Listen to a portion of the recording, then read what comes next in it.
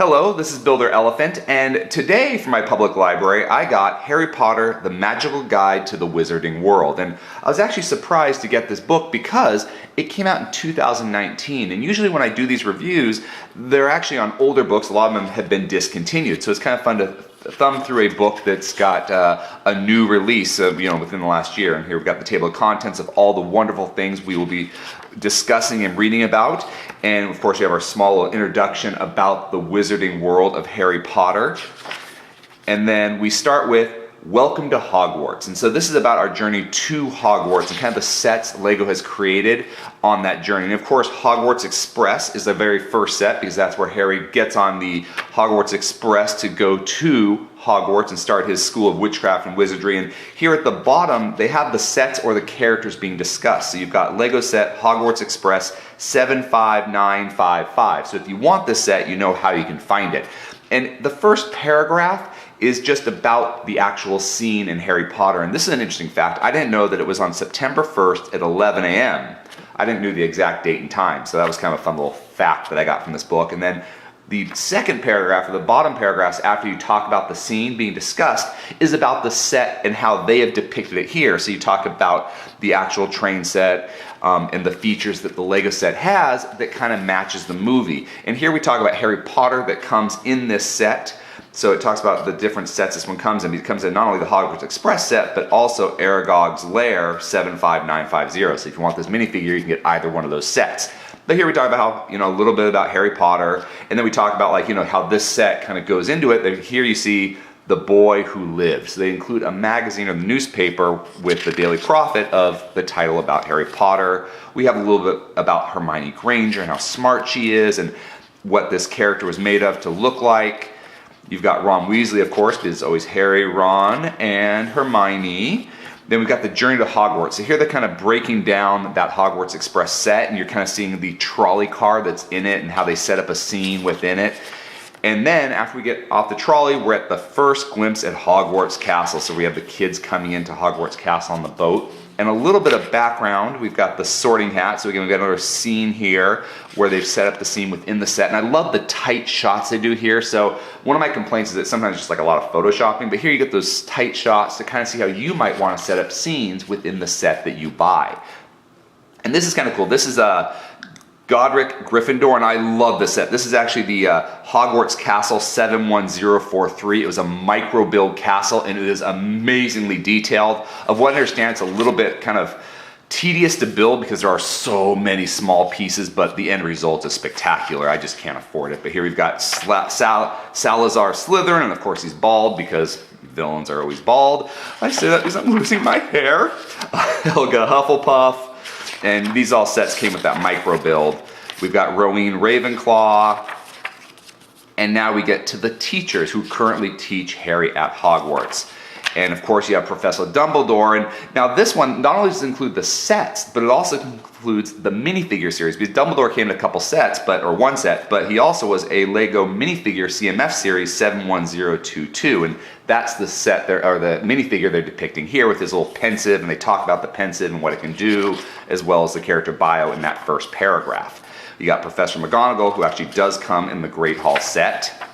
Professor Flitwick, who is the minifigure series. And here's a question I have all to you. Why is it in the first movie or two movies he's more goblin, and then by the third movie he actually looks more human and like Warwick Davis, like the actor who plays him? I'm kind of curious why they decided to do that transition in the film. So if anybody knows, please let me know.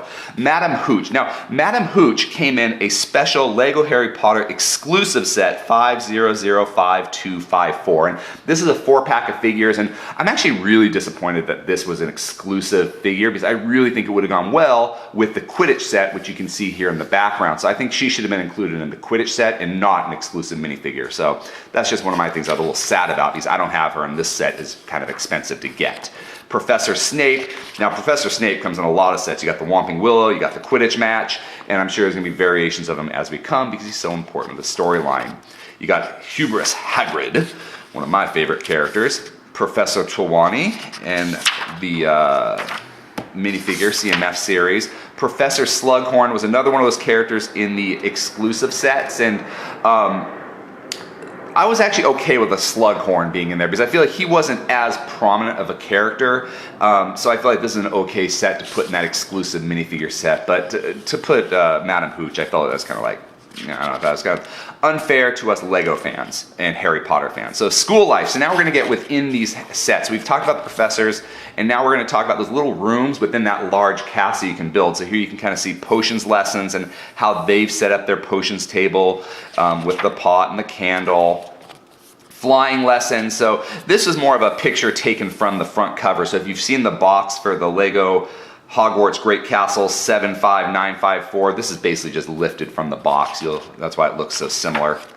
You've got the Gryffindor Dormitory, which I think is kind of fun for the castle itself, but if you've got this set, I feel like it was just, it was too small. You know, it was like one of those problems where they tried to fit so many rooms in there that this was just more like, more like a bedroom than the Gryffindor Dormitory.